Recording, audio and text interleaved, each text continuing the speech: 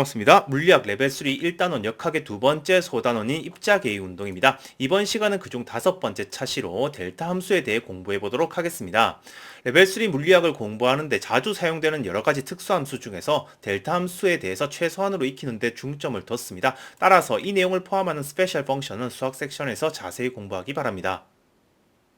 먼저 좌표계 설명할 때 도입했던 크로네커 델타를 잠깐 보겠습니다. 크로네커 델타는 두 인덱스가 같을 때만 1이 되고 다를 때는 모두 0이 되는 텐서로 행렬로 나타내면 행번호와 열번호가 같은 대각성분만 1이 되는 단위 행렬이죠. 영국의 물리학자 폴 디렉은 양자역학을 연구하다가 크로네커 델타의 연속함수 버전인 델타 펑션을 사용하게 됩니다. 델타 펑션은 연속 변수인 x와 y가 같을 때만 발산하고 다를 때는 0이 되는 함수로 하나의 변수에 대해서 전 구간을 적분하면 1이 됩니다. 물론 델타 함수는 두 변수가 같을 때만 0이 아니기 때문에 x에 대해서 적분할 때 적분 구간이 y 지점을 포함하기만 하면 항상 1이 되죠. 델타 함수를 그래프로 표현하면 연속 변수 x에 대해서 x가 y가 되지 않는 모든 지점에서 0이 되고 y 지점에서의 함수값은 무한대로 발산하는 모습이죠. 그리고 이 y를 포함하는 구간을 적분하면 1이 되는 함수입니다. 즉 델타 함수는 특이점을 가지기 때문에 엄밀히 말해서 일반적인 함수는 아니고요. 적분 연산을 통해서 정의되는 함수이기 때문에 분포론적으로 정의할 수 있는 선형 범함수로 분류됩니다. 그러면 적분이 1이 되는 식은 정규화 조건으로 볼 수 있는 거죠. 그리고 델타 함수를 임의 함수 f와 내적했을 때 x가 y일 때만 0이 아닌 값을 가지기 때문에 임의 함수 fx는 fy로 바꿀 수 있는데요. 이러면 적분 밖으로 나와서 fy로 계산됩니다. 즉 델타 함수는 x가 y일 때의 함수값을 추출하는 연산자로 볼 수 있다는 거고, 이런 델타 함수의 성질을 샘플링 성질이라 부릅니다. 델타 함수를 분포론적으로 정의하는 엄밀한 수학적 과정은 여기서 다루지 않겠습니다. 물리학에서는 이 함수의 정의를 휴리스틱한 관점으로 받아들여도 문제없기 때문에 델타 함수의 성질과 활용에 초점을 둘게요. 델타 함수의 분포론적 성질을 몇 가지 살펴보겠습니다. 델타 함수는 엄밀하게 함수는 아니기 때문에 이 샘플링 조건을 만족시키는 오퍼레이터 역할을 하는 것으로 정의할 수 있습니다. 물론 이 샘플링 조건에 노멀리제이션도 포함되어 있죠. 먼저 테스트 함수 f에 델타 -x를 작용시킨 결과를 계산해 보겠습니다. 그러면 -x를 라지 x로 치환해서 이 결과가 똑같이 f0가 된다는 걸 알 수 있죠. 이건 델타 -x가 델타 x와 동일한 작용을 한다는 거고, 이런 성질을 델타 함수의 시메트리 대칭성이라 부릅니다. 물론 이건 휴리스틱한 관점에서는 even 펑션, 우함수라 부를 수도 있습니다. 뒤에 얘기할 근사 표현에 사용될 모든 함수가 우함수가 될 거니까요. 그리고 델타 AX를 테스트 함수에 작용시켜보면 적분 변수를 절대값 A배 해야 하기 때문에 테스트 함수의 샘플링 결과에 절대값 A배 축소됩니다. 따라서 델타 함수를 x방향으로 a배 축소하면 특이점에서 피크의 높이가 a배 축소된다는 결론을 얻게 되죠. 델타 함수의 이런 성질을 스케일링 성질이라 부릅니다. 이번에는 델타 함수의 다항식을 곱한 걸 테스트 함수 f에 작용시켜 보겠습니다. 이때 테스트 함수는 0에서 특이점을 갖지 않는 함수를 쓸 겁니다. 그러면 이 적분의 계산은 샘플링 성질에 의해서 0이 되죠. 이 결과는 테스트 함수 f에 관계없이 항상 성립해야 하기 때문에 델타 함수의 다항식을 곱한 결과는 항상 0이 되어야 합니다. 이번에는 델타 함수 내부에 다른 함수가 합성된 상황을 생각하겠습니다. 델타 함수는 변수가 0일 때만 의미가 있기 때문에 함수 g가 0이 되는 근 xn을 생각할게요. 그리고 함수 g는 일반적인 모양이 필요한 게 아니라 xn 근처에서의 값만 사용할 거기 때문에 이렇게 쓸 수 있습니다. 여기서 g'은 g의 x에 대한 도함수로 썼습니다. 그러면 이 적분은 g 함수의 근 근처에서의 적분을 모든 근에 대해서 합하는 걸로 계산할 수 있죠. 그러면 샘플링은 f 함수의 모든 근에서의 값이 추출되고 델타 함수 내부에 있는 g' 값은 스케일링 성질에 의해서 크기가 분모에 곱해지죠. 따라서 델타 함수의 정의역에 함수 g가 있는 경우는 g의 근에 대한 샘플링 그리고 해당 지점에서의 기울기가 스케일링된 델타 함수의 합으로 쓸 수 있게 됩니다.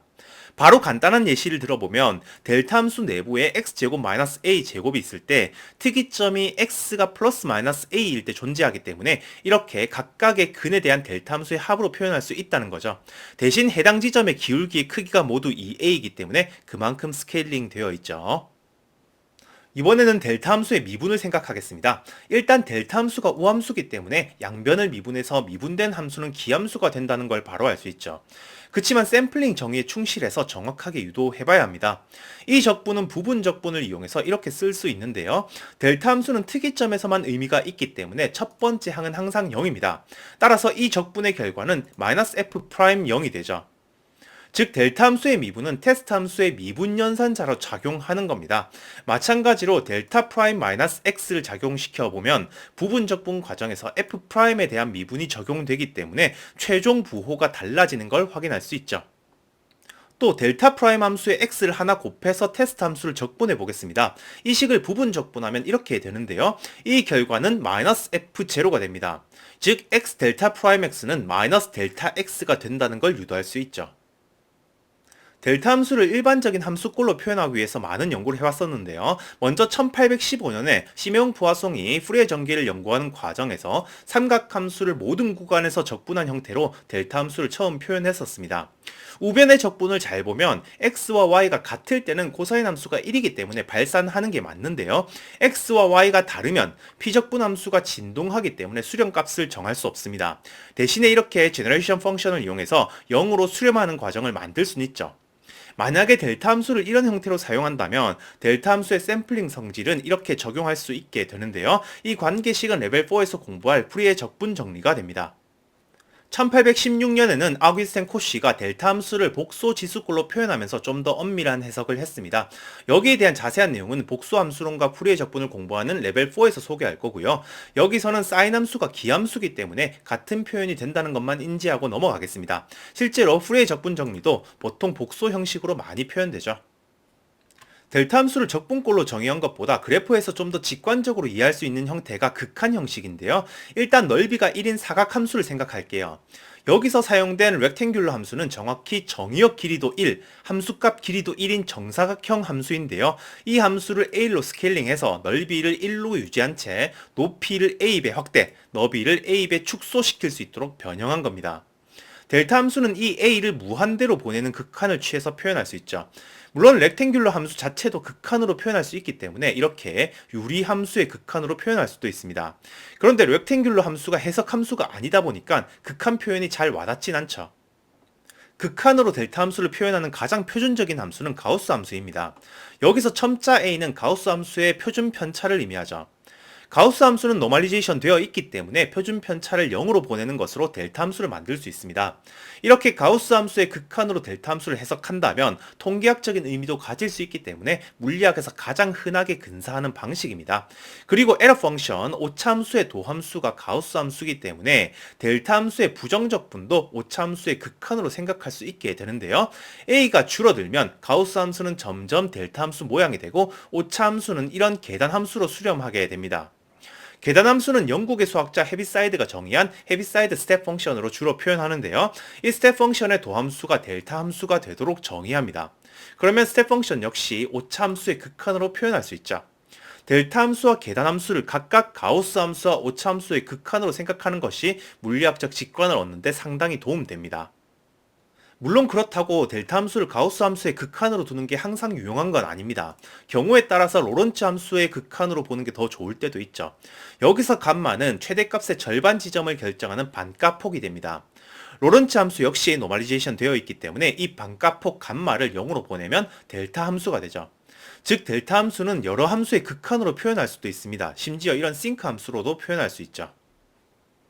델타 함수는 물리학에 상당히 많이 활용되는데요. 그 중에서도 물체가 충돌하는 상황에서 한 물체가 받는 힘을 시간에 관해서 분석할 때 유용하죠. 두 물체가 충돌하는 시간 델타 t 동안 물체에 작용하는 힘을 그래프로 그려보면 충돌하는 물체의 탄성에 따라 다르겠지만 대체적으로 이런 식으로 나타납니다. 그러면 운동량은 이렇게 변하겠죠. 그런데 충돌 과정을 이렇게 다루면 델타 t 시간 동안 충돌 외에 다른 힘에 의한 효과를 동시에 고려하기가 상당히 힘들어지죠. 그래서 보통 충돌 과정을 단순화시키기 위해서 충돌 시간을 무시하죠. 그러면 물체에 작용하는 힘은 넓이가 충격량이 되는 델타 함수가 됩니다. 운동량은 변화가 충격량이 되는 계단 함수가 되고요. 충돌 시간을 무시한다는 것은 물체가 변형되는 시간을 무시한다는 건데요. 이건 물체를 강체로 가정하는 것과 같은 상황이 됩니다. 이번에는 델타 함수의 중요한 수학적 관계 하나를 유도하겠습니다. 지금까지 델타 함수를 1차원 형식으로만 소개했었는데요. 이 델타 함수를 3차원으로 확장할 수도 있습니다. 이걸 한꺼번에 이렇게 표현할 수도 있죠. 물론 적분하는 공간은 특이점을 포함해야 하고요. 이 0은 3차원에서의 특이점인 0벡터가 됩니다. 이제 3차원 구좌표에 표현되는 원점에서의 거리 r분의 1의 라플라시안을 계산해 보겠습니다. 라플라시안은 그레디언트의 다이버전스로 계산할 수 있고 이 결과는 원점을 제외한 공간에서 0이 되죠. 그리고 원점에서는 거리 r이 0이기 때문에 발산하게 될 거고요. 이걸로 r분의 1의 라플라시안이 델타 함수 꼴이 될 거라는 걸 예상할 수 있죠. 그러면 정확한 값을 계산하기 위해서 이 식의 양변을 적분하겠습니다. 이때 적분하는 공간은 원점을 포함해야겠죠. 그리고 우변의 발산 정리를 적용하면 해당 공간을 감싸는 면에 대한 패적분이 되는데요. 원점을 감싸는 공간이기만 하면 항상 성립하기 때문에 원점을 중심으로 하는 반지름이 r인 구면으로 만들어서 적분하면 이 결과가 마이너스 4파이라는 걸 쉽게 계산할 수 있습니다. 따라서 r분의 1의 라플라시안은 마이너스 4파이 곱하기 델타 함수가 되죠. 이 계산 결과는 장을 다룰 때 매우 많이 사용되기 때문에 물리학을 공부하는 학생이라면 싫어도 외워지게 될 겁니다. 마지막으로 3차원 델타 함수를 이용해서 점질량을 표현해 보겠습니다. 우리는 임의의 연속체의 질량 분포를 다룰 때 연속체 위에 임의의 위치 r 벡터에서의 밀도 로를 사용했었습니다. 그리고 임의의 위치의 미소질량 dm을 밀도의 미소부피를 곱해서 표현했었죠. 그러면 이 연속체의 총질량 m은 이렇게 적분으로 표현할 수 있게 됩니다. 그런데 강체를 다루기 전까지 우리는 물체 크기를 무시했었는데요. 이걸 질량이 한 점에 모여있는 점질량이라 부릅니다. 물론 이 로를 전하분포라 생각하면 점전하가 되겠죠. 그러면 이 연속체의 총 질량을 m으로 유지한 상태에서 이 질량 분포의 위치를 r0로 모으기 위해서는 밀도 함수 로를 이렇게 델타 함수로 나타낼 수 있습니다. 밀도가 이렇게 쓰여 있으면 r0 위치에 질량 m이 집중되어 있다는 뜻이 되는 거죠. 정리하겠습니다. 이번 시간에는 물리학에서 자주 사용되는 함수인 델타 함수에 대해서 공부했습니다. 델타 함수는 x가 0인 경우에만 특이점을 갖는 선형 범함수이기 때문에 샘플링 성질을 이용한 적분으로 정의하는 것이 수학적으로 좀 더 정확합니다.